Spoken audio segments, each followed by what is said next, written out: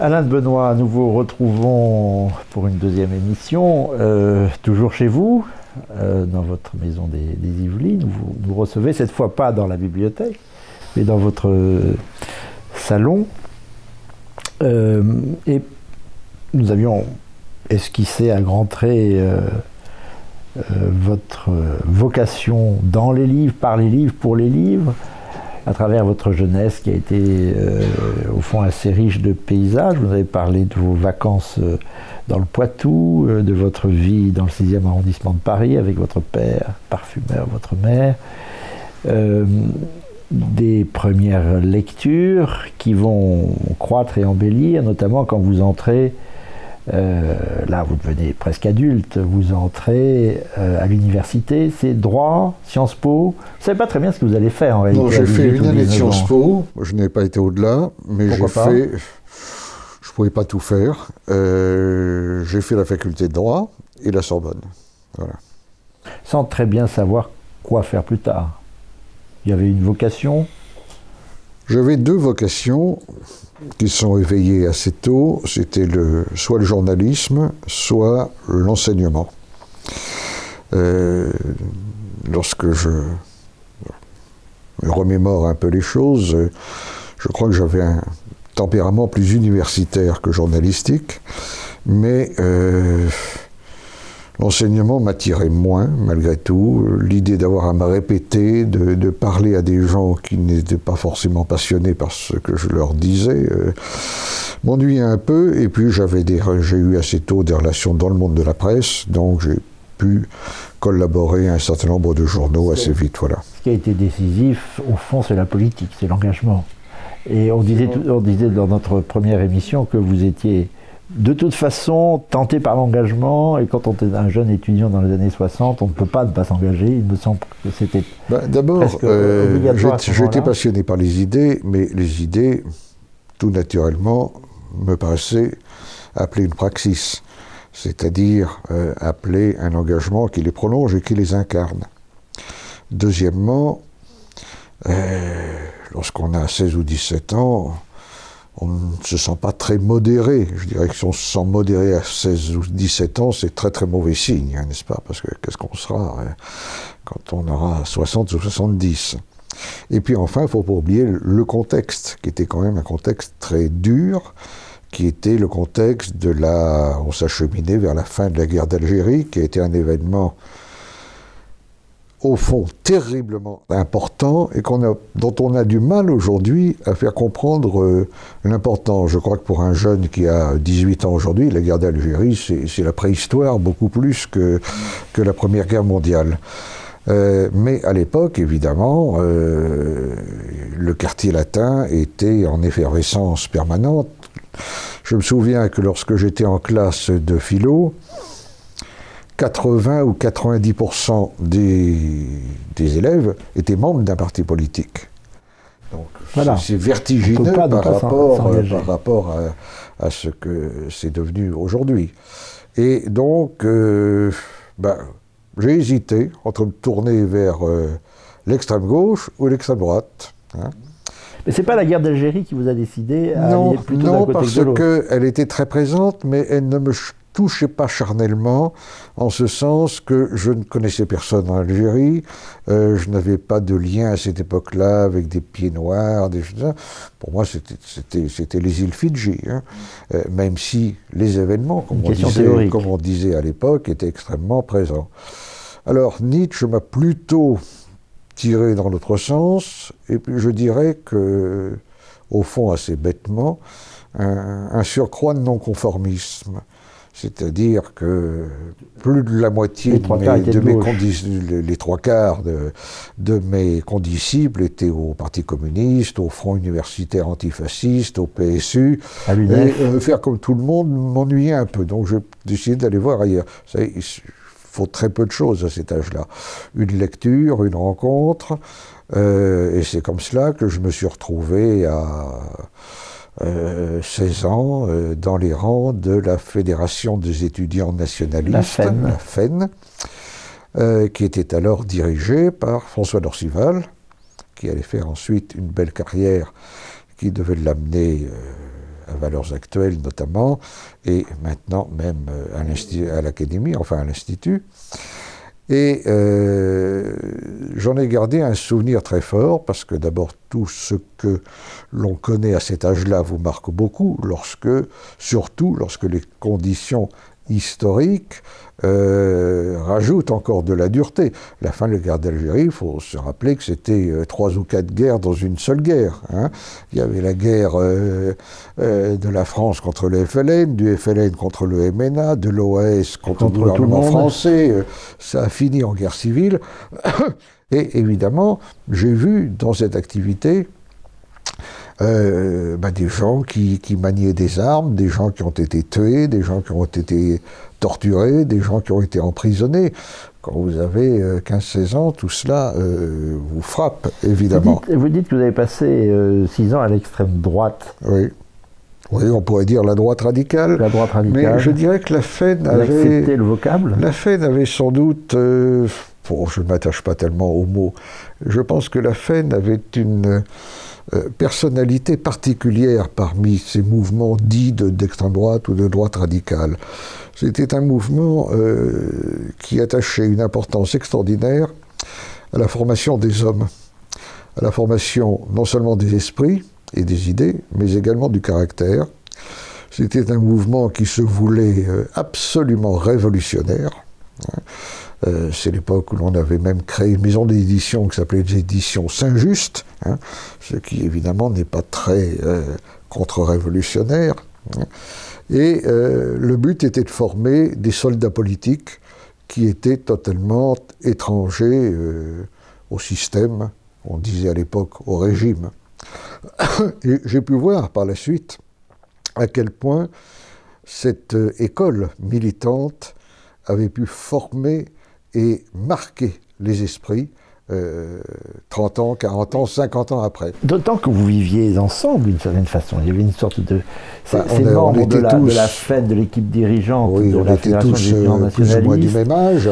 De jeunes nations qui se confondaient un peu. Non, c'était vraiment la FEN, et après il y a Europe eu Europe Action, qui a été créée en 1963 par Dominique Wenner, qui avait lui, étant un peu plus âgé que nous, déjà un passé d'activiste, comme on disait à l'époque, et qui n'était pas encore devenu l'excellent historien méditatif qu'il a été dans la dernière partie de sa vie. Et donc nous étions dans la vie militante, mobilisés 24 heures sur 24, considérant qu'on n'était pas... pour reprendre une formule que nous utilisions beaucoup, qu'on n'avait rien donné si on n'avait pas tout donné.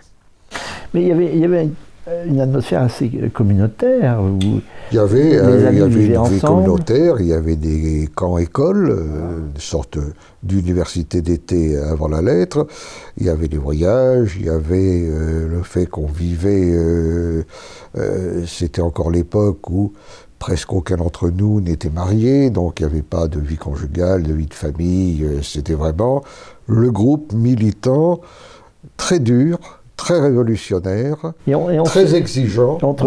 On s'entre-surveillait, puisque vous dites que c'était même mal vu de passer des examens. Il était très mal vu de passer des examens, il était très mal vu... Qui a peut-être déterminé votre choix d'être journaliste plutôt qu'universitaire. Il était très mal vu d'avoir une vie de famille, il était très mal vu de partir en vacances, il était très mal vu de s'étonner d'être mobilisé par un coup de fil à 4 heures du matin. C'était assez dur. Mais pour aller faire le coup de poing ou des distributions? Pas forcément, non, ça pouvait être coller des affiches, distribuer des tracts, prendre une voiture, rouler toute la nuit pour aller faire animer un séminaire, une conférence, un meeting quelconque. Tout cela est assez classique. Je dirais que c'est une rude école que je ne regrette pas d'avoir fait. Je plains ceux qui n'ont pas eu l'occasion de la faire. Et en même temps, je crois que c'est une école, mais il faut aussi savoir sortir de l'école, parce que sinon, on finit un peu comme les vieux chefs scouts au mollet poilu qui continuent à arpenter. Et rassurez-moi, c'est pas allé jusqu'à participer à la campagne de Tixier-Vignocourt, si? Oui, en 65, en décembre oui, 65. ça a été fait marginalement en 1965 sous la direction de François Lorcival et de Dominique Vénère. Et de Jean-Marie Le Pen, qui était le directeur de campagne oui, c'est d'ailleurs quasiment la seule fois où je l'ai rencontré. Ah oui. Bon, c'était un milieu et c'était une époque. Mais à partir de 1966, j'ai commencé à me sentir un peu mal à l'aise. Non pas mal à l'aise vis-à-vis de la discipline du groupe, mais mal à l'aise à la fois vis-à-vis de la politique en général, c'est-à-dire que je ne m'intéressais au fond fondamentalement qu'aux questions d'idées, aux questions théoriques, doctrinales, et pour reprendre une distinction qu'avait bien exploré Raymond Abellio, je me découvrais plus homme de connaissance que homme de puissance. Donc, très vite, j'ai cessé de m'envisager comme un acteur de la vie politique, comme un observateur, oui, certainement, mais pas du tout comme un acteur. La vie des partis, des mouvements, tout cela m'a assommé assez vite. Et par ailleurs, vis-à-vis de cette famille de pensée dans laquelle je m'étais engagé, je voyais bien que beaucoup de choses que l'on disait, on le disait par discipline militante, mais que ça ne reposait pas sur grand-chose, qu'on répétait des slogans. Et, ça n'a pas changé d'ailleurs, on parle beaucoup dans l'activisme politique, sans très bien savoir ce que signifie les mots. Je m'en suis lassé. Alors vous écrivez pardon de vous couper, vous écrivez, je tombe sur l'extrait dans Mémoire vive, votre livre de souvenirs, on peut dire. Oui, c'est un livre de mémoire. Entretien avec François Bousquet, publié chez Fallois. Je n'étais pas un homme de puissance. J'avais définitivement compris que je n'étais pas un homme de puissance, mais un homme de connaissance. La vie réflexive, pour ne pas dire la vita contemplativa, m'importait beaucoup plus que la vita activa. Les préoccupations doctrinales qui s'étaient affirmées chez moi à partir de 1964 ou 65 me classaient parmi les intellectuels, famille que la droite n'a jamais beaucoup appréciée. Après avoir quelque temps forcé ma nature, je me retrouvais moi-même, j'aspirais à rebâtir une vue générale du monde sur des bases nouvelles. Voilà qui est clair. Oui, la structuration intellectuelle, ça vous vient assez vite. Ça peut paraître un peu pompeux, mais j'ai eu le sentiment Mais c'est vous, ça, tout à fait. D'une césure dans ma vie. À 22 ans, quelque chose comme ça. Au-delà de laquelle il m'appartenait, avec ceux qui acceptaient de s'associer à ce travail, de jeter les bases d'une nouvelle école de pensée, d'où le titre de la revue Nouvelle École que j'ai lancée tout début 1968, et qui remettrait un peu les choses à zéro. C'est-à-dire qu'au lieu de répéter mécaniquement des choses qu'on nous avait transmises, l'objectif était plutôt d'examiner les idées en les remettant à plat pour voir si elles se tenaient, si c'était juste, si on s'était engagé sur une mauvaise voie.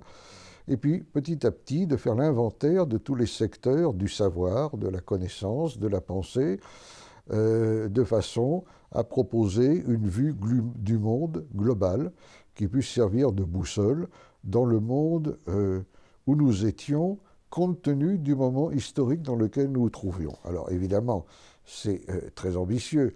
Je pensais à la fois à des exemples comme l'Action française, je pensais également à gauche à l'exemple de l'école de Francfort, qui avait été quelque chose de très important. Vous vouliez faire école. Faire école, voilà.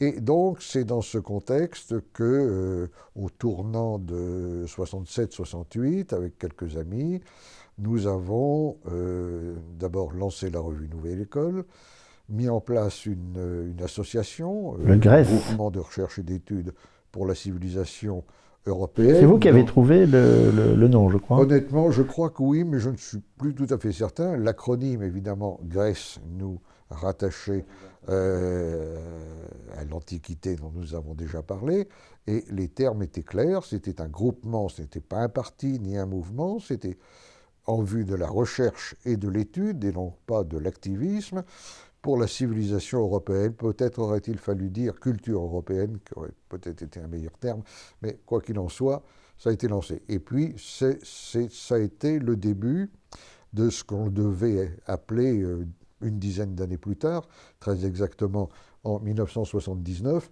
la nouvelle droite.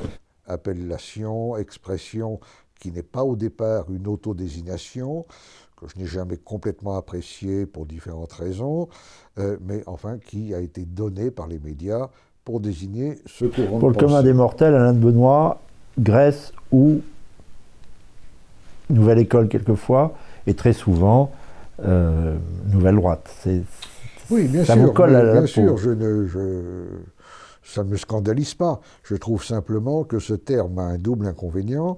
D'abord, il donne une résonance politique. Quand on parle de Nouvelle Droite, on entend quelque chose de politique à un courant de pensée qui a toujours voulu être essentiellement théorique, culturel, intellectuel, doctrinal au sens le plus large du terme, mais pas du tout un mouvement politique.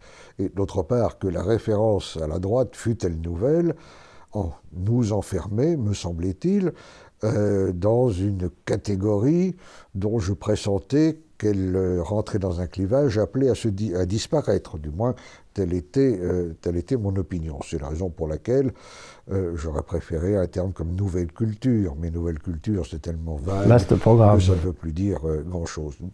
C'est donc dans ces conditions-là que, chronologiquement, les choses sont assez claires. Un peu avant les événements de mai 68, que j'ai suivis assez attentivement sur place, je lance... Suivi sans participer à rien, même dans les contre-manifestations? Vous étiez sorti de l'activisme déjà, là. J'étais en observateur, je dirais, comme Henri Béraud, en flâneur salarié. Car je travaillais, j'avais fait mes premières armes de journaliste, à un journal professionnel qui s'appelait L'Écho de la presse et de la publicité, que dirigeait Noël Jacquemart. Et Noël Jacquemart m'avait chargé d'aller sur les barricades, enfin de voir ce qui se passait, et en particulier de faire une sorte d'inventaire, ça me convenait très bien, de tous les petits bulletins, journaux que maoïstes, trotskistes, anarchistes... Tempérament d'archiviste était là à l'œuvre. Donc je commençais évidemment à réunir mes archives. Par la suite, je serai un des clients les plus assidus de la librairie Maspero, où on trouvait toute cette littérature. Et donc, à ce moment-là, peu après, Le Grèce, en 1972, est lancé le magazine Éléments, qui paraît toujours, au même titre que Nouvelle École. Un trimestriel. Trimestriel, il est maintenant, depuis quelques mois, bimestriel, et qui touchait un public, disons, plus vaste, plus lié à l'actualité qu'une revue purement théorique, comme Nouvelle École. Et puis, c'est la période, les années 70, où se mettent en place, dans la plupart des villes de France, surtout les villes universitaires, des groupes correspondants du Grèce qui commencent à organiser des conférences, à publier des petits journaux, des brochures, etc. Et puis nous allons, nous aussi, éditer des livres, organiser des universités d'été, et toute une activité organisationnelle qui n'a, je le répète encore une fois, jamais été un parti ou un mouvement politique, mais qui d'ailleurs dans ces années-là, suscitait un courant dans de ces pensée. années-là, certains d'entre vous citez des noms qui sont connus de nos auditeurs, nos spectateurs.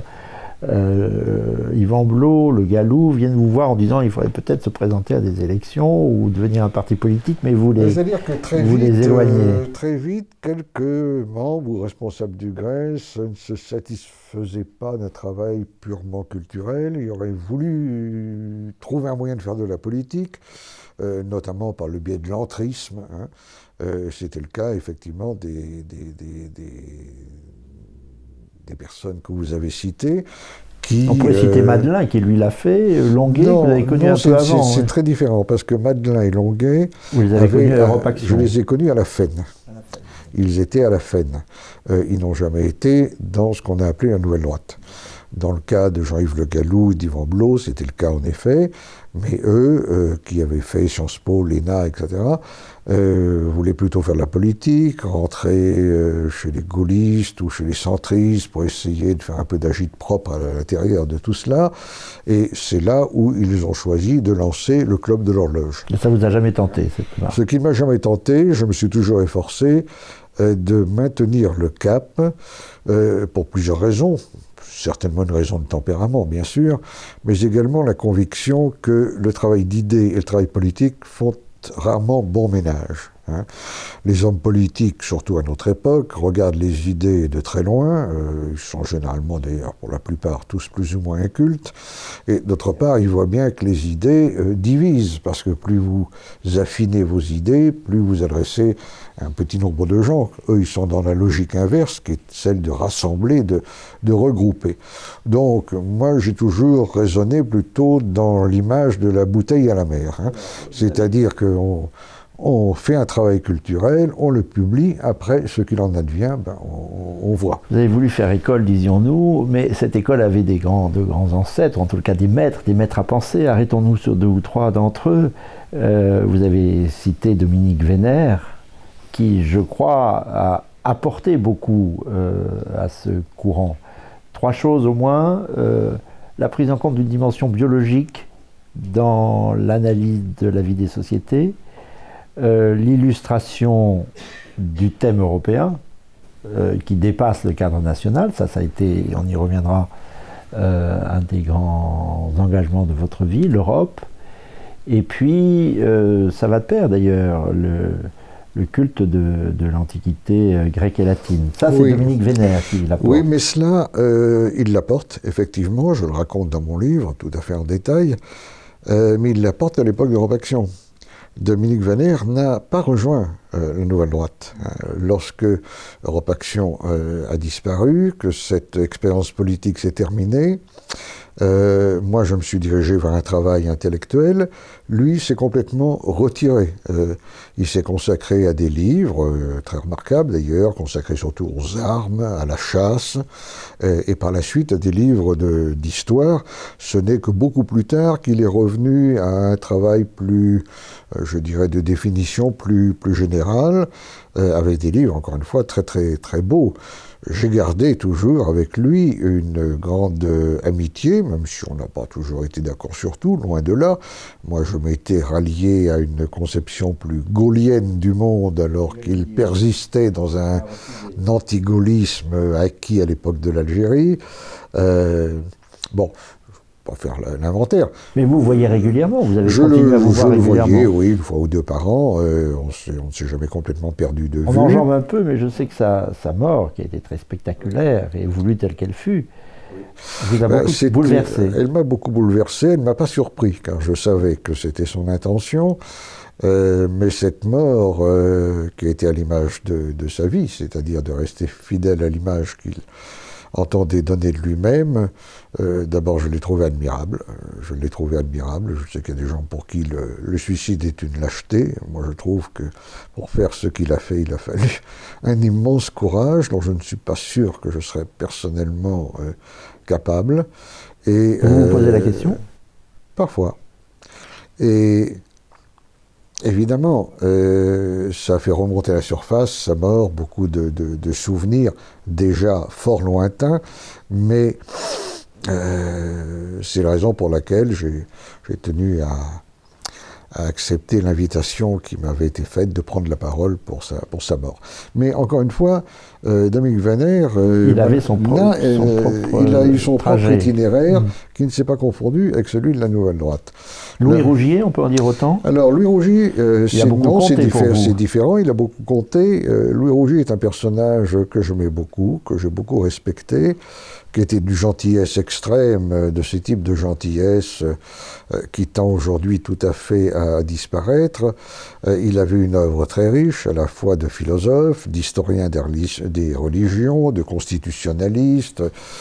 Et Rougier, qui était effectivement très critique à l'endroit du christianisme, essentiellement par admiration éperdue de l'Antiquité gréco-latine, était aussi philosophiquement dans, je dirais, ce qu'on appelait le positivisme logique ou l'empirisme logique, c'est-à-dire une école positiviste et assez scientiste, qui m'a marqué quelques années, mais dont je me suis détaché assez vite parce que j'en ai vu les limites intellectuelles. Alors, tout de même. Et puis, on ne pouvait évidemment pas conduire un attelage très cohérent quand on avait d'un côté Nietzsche et plus tard Heidegger, et puis de l'autre le positivisme logique, Rudolf Carnap, Moritz Schlick, Bertrand Russell, des gens comme cela. Il y a un point commun, Alain de Benoît, si je me permettais de vous taquiner, c'est l'antichristianisme dont vous venez de parler à propos. Oui, c'est vrai. Qui n'a pas été, je ne sais pas où vous en êtes sur le sujet, mais enfin, il n'a pas été fugitif, puisque un peu plus tard, dans les années 80, je crois que vous aviez 35 ans, vous avez publié un ouvrage assez robuste, je dois dire, qui pour ma part m'a beaucoup marqué, je le confesse. Comment peut-on être païen? Et on vous voit faire une critique très argumentée, je dois dire. Il devrait être lu par beaucoup de chrétiens, je trouve, ce livre, parce que leur épreuve, leur foi serait à l'épreuve. C'est un livre critique, ce n'est pas un livre contre les chrétiens. J'ai toujours eu beaucoup d'amis chrétiens, catholiques, et j'ai toujours beaucoup aimé les discussions philosophiques et théologiques passionnantes que nous avons pu avoir, parce que c'est une chose qu'on n'a pas du tout évoquée, mais cela fait maintenant pas loin de 50 ans que je travaille beaucoup sur non seulement la théologie, mais les origines chrétiennes en particulier, qui était un des sujets de Louis Rouget. Donc j'ai toujours beaucoup travaillé sur ce sujet. Dans cette veine, je n'ai pas seulement publié Comment peut-on être chrétien, mais aussi... païen, pardon. Vous voyez le lapsus qu'on ne manquera pas de relever. J'ai également fait un livre avec l'intellectuel chrétien Thomas Molnar qui s'appelle L'éclipse du sacré, qui est paru quelques années plus tard à la Table Ronde, et puis j'ai publié aussi différents travaux dans cette veine. Mais puisque vous parlez de ce livre, deux choses importantes quand même. Ce n'est pas un manifeste pour créer une nouvelle religion. Je n'ai pas la moindre intention de ressusciter des cultes disparus. C'est en fait une démarche intellectuelle qui constate que pendant des siècles, il y a eu une lutte à la fois théorique, théologique, mais également une lutte de pouvoir entre les chrétiens et les païens. Et je me suis dit, au fond, quel est le sens de cette lutte? Quels en étaient les enjeux? Où est-ce que les différences les plus grandes se manifestaient? Évidemment, ce n'est pas seulement une question de mono ou de poly, c'est-à-dire un Dieu unique ou une multitude de dieux. Derrière cette représentation commode, il y a évidemment des choses plus fondamentales, le rapport au monde, le rapport au sacré, la différence entre le saint et le sacré. Arrière-mondes, comme dit Nietzsche. Voilà, l'acceptation de la distinction théologique de l'être créé et de l'être incréé, le rapport à l'histoire, histoire linéaire, vectorielle, ou histoire cyclique ou sphérique, comme l'a pensé les Grecs, la différence entre la morale et l'éthique de l'honneur et la morale du péché, enfin, toute une série de thématiques. Ça va très loin, vous dites que le christianisme est à l'origine de la philosophie du progrès contre la conception de l'histoire polythéiste, je ne suis pas le seul, grecque, je ne suis pas le seul à avoir dit cela. Bien des auteurs, Karl Levitt, Mircea Eliade et bien d'autres l'ont relevé. D'une manière générale, oui, je place dans la religion chrétienne et dans certains courants de la pensée grecque l'origine des idées modernes, étant entendu, bien entendu, évidemment, que ces idées qui étaient auparavant des idées religieuses ont été rabattues sur le terrain profane, d'un point de vue donc hérétique du point de vue chrétien, d'où l'expression qui est maintenant citée par beaucoup de gens, des idées chrétiennes devenues folles, dont parle Chesterton. Hein. Alors évidemment, cette expression qui est très juste peut être lue de deux manières différentes, selon qu'on voit d'abord qu'elles étaient chrétiennes avant de devenir folles, ou essentiellement qu'elles sont devenues folles. Très bien. Vous avez tout de même la dordure, mais on voit le Nietzschéen, et quelque chose qui, à mon avis, est très essentiel chez vous, c'est le goût de la vitalité. pour intellectuel que vous êtes, la vitalité compte beaucoup. Vous dites, au lieu de porter l'homme à se dépasser lui-même, le monothéisme de la Bible consume sa vitalité. Il faut s'appauvrir, s'anéantir pour donner consistance à Dieu. La divinité devient une sorte d'hémorragie de la nature humaine. Alors je dirais et que vous cela... citez une anecdote, je ne me retiens pas de vous la citer parce qu'elle est intéressante. L'homme lui-même devient dans ce cas-là un pis-aller. De son propre point de vue, il eût mieux valu ne pas être. Selon le Talmud, 3 ans durant, l'école de Hillel discuta pour savoir ce qui valait mieux pour l'homme, avoir été créé ou non. On vota et le résultat fut, il aurait mieux valu qu'il ne fût pas créé. Et là, c'est un sacré pic enfoncé au coin du monothéisme. En effet. Alors maintenant, le passage que vous venez de lire... Dans le cœur du monothéisme. Est à mon avis, encore, comme tout ce livre d'ailleurs, très marqué et sans doute trop marqué par l'inspiration nietzschéenne.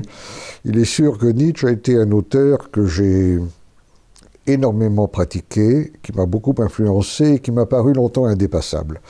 Je l'ai dépassé néanmoins lorsque j'ai commencé à travailler sérieusement sur la pensée de Heidegger. Et aujourd'hui, il y a une critique heideggerienne de la pensée de Nietzsche, notamment du thème de la volonté de puissance, que je n'ai pas de peine à faire mienne. L'autre sujet dont vous parlez, la vitalité. Oui, bien sûr, moi je n'ai jamais été pour l'esprit désincarné, l'ascétisme monacal, j'aime la vie, je crois qu'il y a quelque chose d'admirable dans la vitalité, qu'il y a quelque chose de beau dans le monde, même s'il a été transformé de la pire des manières possibles, et aussi dans le corps. Moi j'ai toujours été... Ça c'est peut-être une fascination d'intellectuel. J'ai été très fasciné par les possibilités que donne le corps, les métiers où l'on excelle au travers de l'expérience corporelle. De la même manière que je pense que le plus bel instrument de musique, c'est la voix humaine, n'est-ce pas, hein? Mais nous allons mais évidemment, je ne sépare pas le corps de l'esprit, l'animus de l'anima.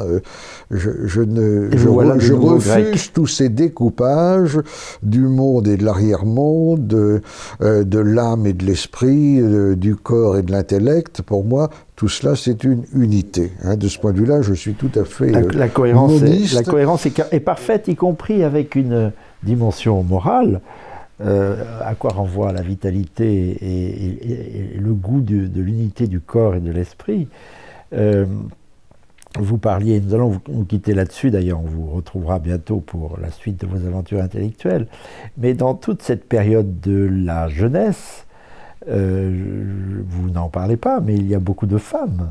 Il y a aussi un grand amour. Je ne sais pas si vous voulez que l'on parle d'un grand amour. Je crois que vous avez gardé la photographie. Quand même, je glisse une indiscrétion. Vous avez gardé sur vous, Alain de Benoît, la photographie pendant des années d'une jeune femme qui vous toute ma vie. Toute votre vie. Encore aujourd'hui. Oui.